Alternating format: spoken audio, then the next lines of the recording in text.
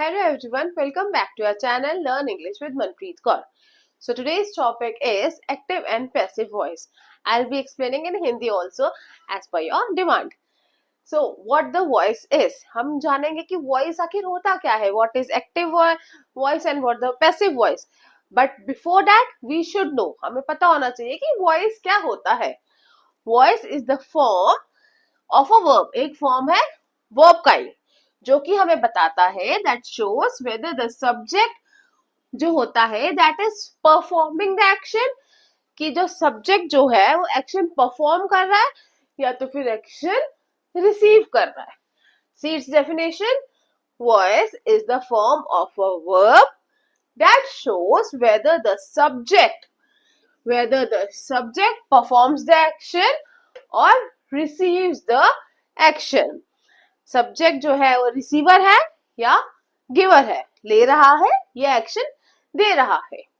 Voice हमारे two types के होते हैं, active voice and next one is passive voice. Now first we are going to learn about the active voice. सबसे पहले देखते हैं एक्टिव वॉइस होता क्या है.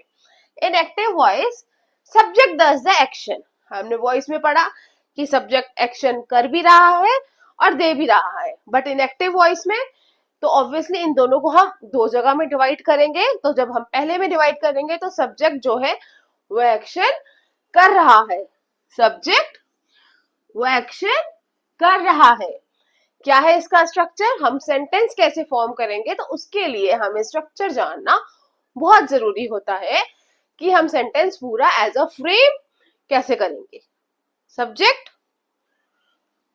प्लस वर्ब, वर्ब मतलब डूइंग वर्ड कह लो या एक्शन वर्ड कह लो, कुछ भी उसमें हमारा होता है वर्ब प्लस ऑब्जेक्ट.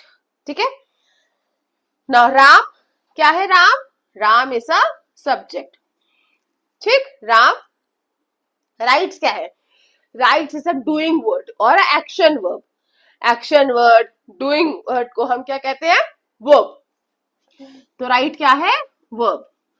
क्योंकि वर्ब अगर आपको नहीं समझ में आए एकदम से कि वर्ब क्या होता है, तो ध्यान रखिए हमारी बॉडी से कोई भी मूवमेंट हो रही है, कुछ भी हम कर रहे हैं अपनी बॉडी से, वो वर्ब के अंडर आ जाएगा.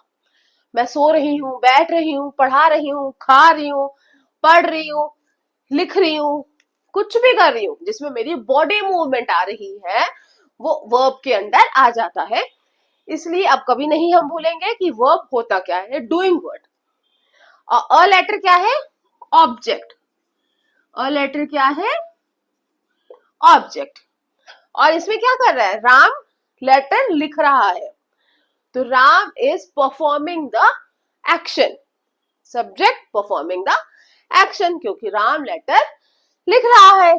द टीचर सब्जेक्ट है, द टीचर क्या है, सब्जेक्ट.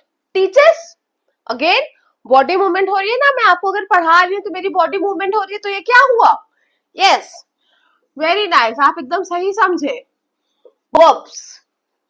और इंग्लिश क्या है मेरा, ऑब्जेक्ट.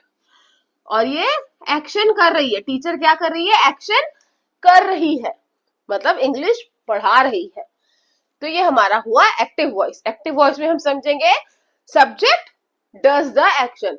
सब्जेक्ट जो होता है वो एक्शन करता है, नॉर्मल जैसे सेंटेंसेस में होता है. अब हम पढ़ेंगे पैसिव वॉइस, जो कि एक्टिव वॉइस के एकदम ही अलग है. तो we should know the difference between both of them. हमें पता होना चाहिए कि आखिर पैसिव वॉइस कैसे अलग है एक्टिव वॉइस से. पैसिव वॉइस अब क्या होता है, ध्यान से सुनेंगे. Subject receives the action. इसमें क्या होता है, जो कि सब्जेक्ट जो है वो एक्शन रिसीव कर रहा है. पहले इसमें क्या था, एक्शन कर रहा था, पर अब वो रिसीवर बन गया है, वो एक्शन रिसीव कर रहा है. इसका स्ट्रक्चर क्या है, ऑब्जेक्ट. इसमें ऑब्जेक्ट सबसे लास्ट में था, पर इसमें ऑब्जेक्ट सबसे पहले आ गया है. Plus helping verb.